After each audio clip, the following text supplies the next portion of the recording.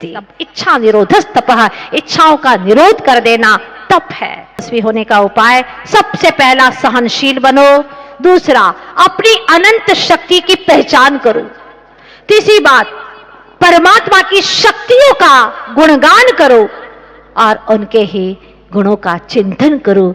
एक दिन निश्चित रूप से वह आएगा दिन जब तुम्हारी इच्छाओं पर तुम कंट्रोल कर पाओगे और सच्चे तपस्वी नहीं तो कम से कम तपस्वी के मार्ग पर चलना शुरू कर दोगे। बस यह उत्तम तप की अच्छी सी शुरुआत करना है। कल बहुत सारे लोगों ने संयम के दिन संयम को ग्रहण किया था। जिंदगी के लिए 4 दिन महीने में कम से कम हम शुद्धि का ही भोजन करेंगे। अरे क्या बाहर होगी वो, अगर कोई साधु संत आ जाए तो हमारा घर द्वार खुला रहेगा। आइए स्वामी नमोस्तु अत्र तिष्ठ तिष्ठ ठ ठ।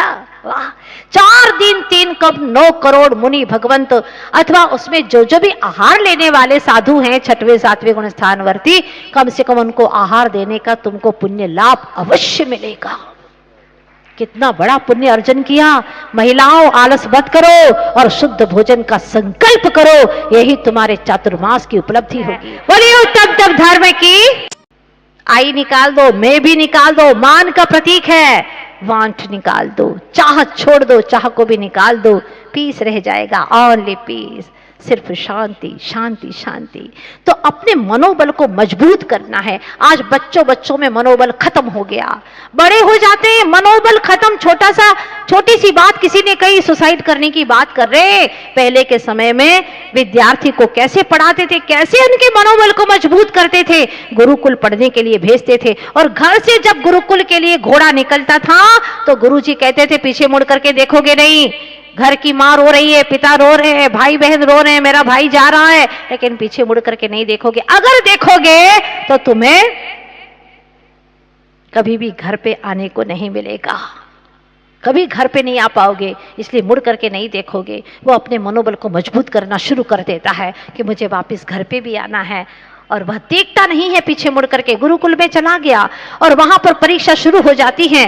गुरुजी कहते जब तक मैं ना आऊं तब तक आंख बंद करके यहीं पर बैठना है, तभी प्रवेश मिलेगा, अन्यथा गुरुकुल में प्रवेश नहीं मिलेगा। अब प्रवेश तो पाना ही है, आंख बंद करके बैठ जाते हैं, मनोबल मजबूत करते हैं। चारों ओर का वातावरण चीख चीख करके कहता है आंखें खोल दो, आंखें खोल दो, लेकिन आज्ञा है गुरु की आज्ञा। गुरु की आज्ञा बहुत महत्वपूर्ण होती है। विल पावर स्ट्रांग होता है। पैर में दर्द है, आसन हिलाने के लिए मन कह रहा है, भूख लगी है, खीर सामने है, जलेबी सामने है, कचौरी सामने है, लेकिन गुरुजी ने कहा है अभी नहीं खाओगे जब तक हम ना आए। कंट्रोल कर रहे हैं। गुरु की बात बड़ी अजूबी सी होती है। बस यही मेरा निवेदन है, एक गुजारिश है कि अपना जीवन आनंदमय हो और अंत में कोई ऐसी इच्छा न सताए जिस इच्छा के कारण संसार में परिभ्रमण करना पड़े। इसीलिए कुछ सूत्र हैं, इच्छाएं जितनी बड़ी होगी उतनी समस्याएं बड़ी होंगी तुम्हारी। इसलिए इच्छाओं को घटाना शुरू कर दो। अभी 10 दिन में आपके 2 जोड़ी कपड़ों से काम चला के नहीं चलाना, तो आप आगे भी 2 नहीं 4 से चला सकते हैं।